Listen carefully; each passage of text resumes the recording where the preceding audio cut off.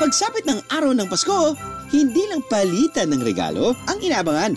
Siyempre, kapag Paskong Pinoy, hindi pwedeng mawala ang handaan. Naisip niyo na ba kung anong ihahanda niyo, biyeros? Madalas, ito ang centerpiece sa handaan. At sa pagkurot, nag-uunahan. Sa tunog pa lang, alam na this, biyeros, lechon! Maglilechon ba kayo ngayong Pasko, biyeros? Makikikain naman po.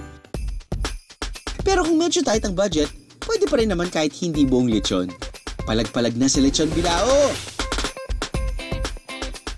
Naisipan namin na gawin itong complete set with Cebuano's favorite foods. Nilagyan na namin ito ng lechon belly at saka bami at iba pang Pinoy classic dishes.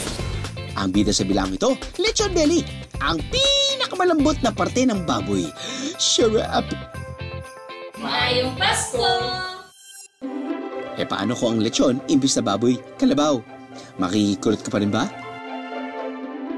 Sa lechon kalabaw po mas malasa siya compared mo sa baboy. Kahit walang sauce sa sausawan ng kalabaw, dahil dun sa ini-inject, malasa na siya. Kung may lechong belly sa baboy, sa kalabaw, may lechong lomo o yung likod ng parte.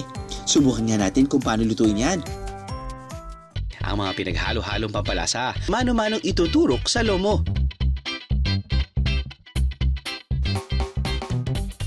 Saka ito itatali para masimulan na ang paglilechon.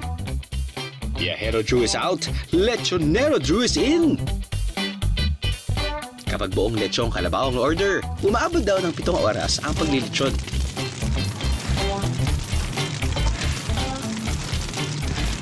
Pero kapag lomo, 2 oras lang, luto na.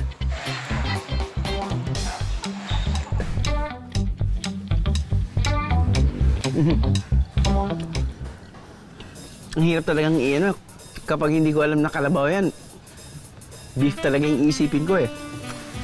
Gets ko na kung bakit mga locals pinipili nila yung kalabaw kaysa sa baka ko minsan.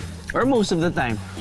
And I guess, for the nth time, na sinubukan natin ang kalabaw, parang mas na-appreciate ko yung kalabaw ngayon. Or baka. Feeling ko niloloko nila ako.